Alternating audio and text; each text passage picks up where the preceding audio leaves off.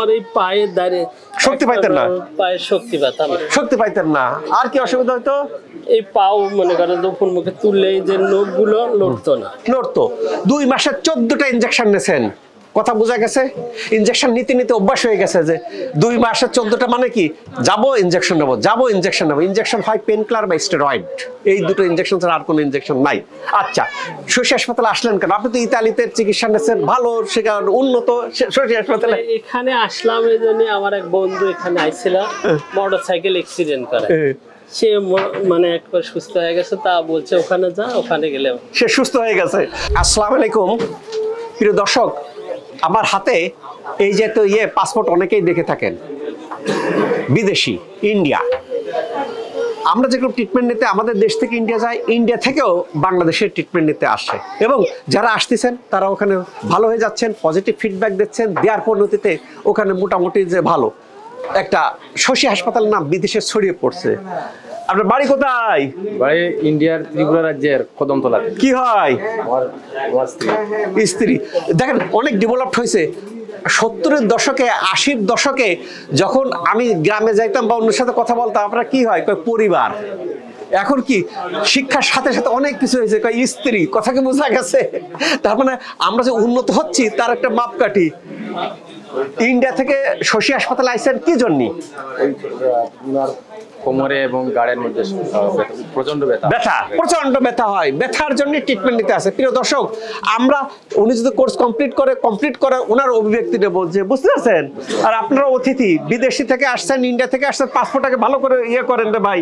কেন যে রুগী টুগী যে লোকজন আছে এর মধ্যে দেখবেন কিন্তু হুট করে নাই থাকলে আমি আর খুঁজে পাবো না। কেন শশী হাসপাতালের বড় বৈশিষ্ট্য কি, রুগী ভালো হয়ে যায়। ভালো হলে কি দাঁড়ায় থাকে রুগী, কোনটা রুগীর আত্মীয়, কোনটা বাইরের লোক তো ভাই বোঝা যায় না। এখন দামি একটা জিনিস পকেট থেকে চলে গেল, আমি কেমনে কিতা করতাম, যদিও সিসি ক্যামেরা চারিদিকে ভরা, দামি জিনিসটা তারপরে বলে কি যে বাবা রাখেন।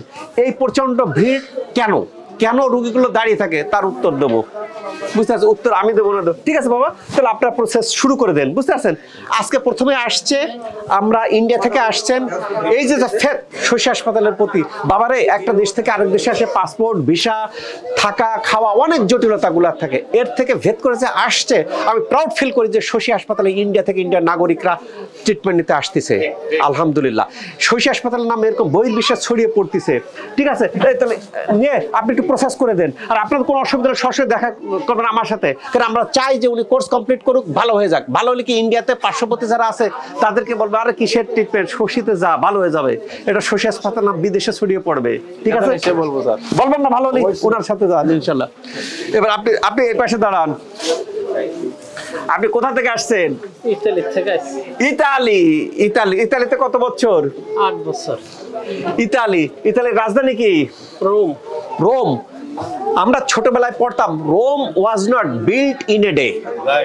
রোম একদিনে তৈরি হয় নাই। তার মানে কি, জ্ঞান বিজ্ঞান সভ্যতায় একটা এমন পর্যায়ে চলে গেছে, তাকে রূপক অর্থে এই কথাটা বলা হতো। সেই ইতালি থেকে আসছেন, ইউরোপের একটা দেশ, উন্নত দেশ। আচ্ছা, কি অসুবিধার জন্য শশী হাসপাতালে আসছেন? আমি রাতের বেলা ঘুমাইছিলাম, হঠাৎ করে 2:10 জায়গা পেয়ে দিকে আমার পায়ে আর কোনো শক্তি নেই। তারপরে একবারই মনে কর মানুষের সাহায্য ছাড়া আমি সিঁড়িতে নামতে পারতাম না, উঠতে পারতাম না। বসলে কি হইতো? বসলে মনে করেন যে সাপোর্টলে উপরে উঠতে হইতো, না হলে কেউ মনে করেন কাছে আসলে পারে তাকে ধরে উপরে ওঠা লাগতো। তারপরে এখানে ওখানে চিকিৎসাও ভালো, তারপরে কয়টা নিয়েছেন? 14টা। কয় মাসে? এই 2 মাসের মতো। প্রিয় দর্শক, 2 মাসে 14টা ইনজেকশন নিয়েছেন। এখন যদি বলে কিন্তু শশী হাসপাতালে ভালো হয়েছি, তাহলে এরকম রোগীর ভিড় হবে না। কেন ভিড় হবে না? রোগীর ভিড় সাধে হয় না। রোগীগুলো যখন অন্যান্য দেশে ভালো হচ্ছেন না, শশী হাসপাতালে ভালো হয়ে যাচ্ছে, সেই কারণে কিন্তু রোগীর দাঁড়িয়ে থাকার জায়গা না। রোগীরা দাঁড়িয়ে থাকবে কেন? ইউএসএ থেকে একজন আসছেন, গত পরশুদিনকে একজন আসছেন, আসে খুব রাগ, স্যার আপনার কিসের কি এত রোগীর ভিড় কেন, কেন? উনি তো দীর্ঘদিন যাবত ইউএসএ ছিলেন, বলে বাবারে বাংলাদেশের কালচারটাই এই, আমার তো করার কিছু নাই, রোগী ভালো হয়ে যাচ্ছে। তাহলে আমরা বুঝলাম যে উনি কি করলেন, ইতালিতে 2 মাস যাবত ব্যথা, বসলে সাপোর্ট লাগে। আর কি অসুবিধা হইতো? আমার এই পায়ে দাঁড়িয়ে শক্তি পাইতেন না? পায়ে শক্তি পেতাম। শক্তি পাইতেন না। আর কি অসুবিধা হইতো? এই পাও মনে করেন উপর মুখে তুললে এই যে নখগুলো লড়তো না। নড়তো। 2 মাসে 14টা ইনজেকশন নিয়েছেন, কথা বোঝা গেছে? ইনজেকশন নিতে নিতে অভ্যাস হয়ে গেছে যে 2 মাসে 14টা মানে কি, যাবো ইনজেকশন নেবো, যাবো ইনজেকশন নেবো। ইনজেকশন হয় পেন কিলার বা স্টেরয়েড, এই দুটো ইনজেকশন ছাড়া আর কোনো ইনজেকশন নাই। আচ্ছা, শশী হাসপাতালে আসলেন কেন? আপনি তো ইতালিতে চিকিৎসা নিয়েছেন, ভালো সেখানে উন্নত শশী হাসপাতালে। এখানে আসলাম এই জন্য, আমার এক বন্ধু এখানে আইছিল, মোটরসাইকেল অ্যাক্সিডেন্ট করে, সে মানে একবার সুস্থ হয়ে গেছে, তা বলছে ওখানে যা, ওখানে গেলে সে সুস্থ হয়ে গেছে। বাবারে, আমি মোটরসাইকেল যারা চালান রিকোয়েস্ট থাকবে স্লো চালান, কেন মোটরসাইকেল যে গতিতে চালান রে বাবা, আমি মাঝে মধ্যে যাই দেখি কি আমারই ভয় লাগে, বুক কাঁপে ওঠে। এত দ্রুত করতে যায় নার্ভটা এমন ভাবে ধ্বংস করে ফেলেন, আর চিকিৎসাতে ভালো হয় না। স্লো চালান বাবারে, স্লো চালান, 1 ঘন্টা পরে পৌঁছাই। মোটরসাইকেল অ্যাক্সিডেন্টের যে রোগীগুলো আমি পাচ্ছি, খুব জটিল আকারে পাচ্ছি। ওনার এক পরিচিত বা বন্ধু মোটরসাইকেল অ্যাক্সিডেন্ট করে শশী হাসপাতালে ভালো হয়েছেন, এখন ওনার বলছেন শশী হাসপাতালে আই। আচ্ছা, তারপর শশী হাসপাতালে আসলেন, আসে কয়দিন ট্রিটমেন্ট নিলেন? 19 দিন। 19 দিন ট্রিটমেন্ট নিলেন, কোনো ওষুধ ইনজেকশন না? আর বাবা 2 মাসে 14টা ইনজেকশন, তাহলে তো ইনজেকশন লাগবে। ইনজেকশন মনে হবে কিছুক্ষণ পরে আবার ইনজেকশন দেবে। শশী কোনো ইনজেকশন দেয় পরে কিছুক্ষণের জন্য ভালো থাকা। আচ্ছা, শশী হাসপাতালে তো বোঝা গেল কোনো ইনজেকশন দিলেন না, কোনো ব্যথার ওষুধ না, কোনো স্টেরয়েড না। 19 দিন কি ভর্তি? হ্যাঁ, ভর্তি। এখন কি অবস্থা? এখন মাশাআল্লাহ ভালো। এখন কি বসা যায়? পায়ে শক্তি পান? বসে আমাদেরকে দেখান তো, আগে কি করতেন, এখন কি করেন? আগে এরকম করতাম, এরকম আগে, আর এখন? এখন এইরকম করি। ও, আবার বসেন, তার মানে এখন সাপোর্ট লাগে না, ওঠেন।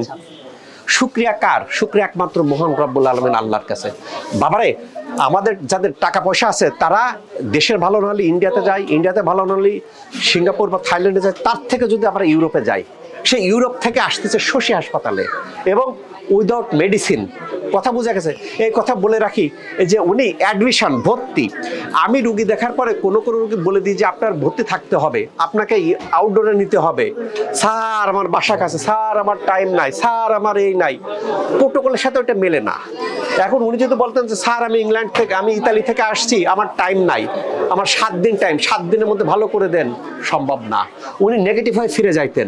উনি এই যে কোর্স কমপ্লিট করতেছেন, 19 দিনে আসে বলতেছেন যে স্যার এখন পায়ে শক্তি পাচ্ছি, এখন সাপোর্ট লাগে না, উঠতে পারতেছেন। এই যে তো রোগীগুলো ভালো, শুধু আপনাকে কোর্স কমপ্লিট করতে হবে এবং আল্লাহর উপর বিশ্বাস করতে হবে যে হ্যাঁ আল্লাহ তাআলা এত রোগীরা ভালো হয়ে যাচ্ছে।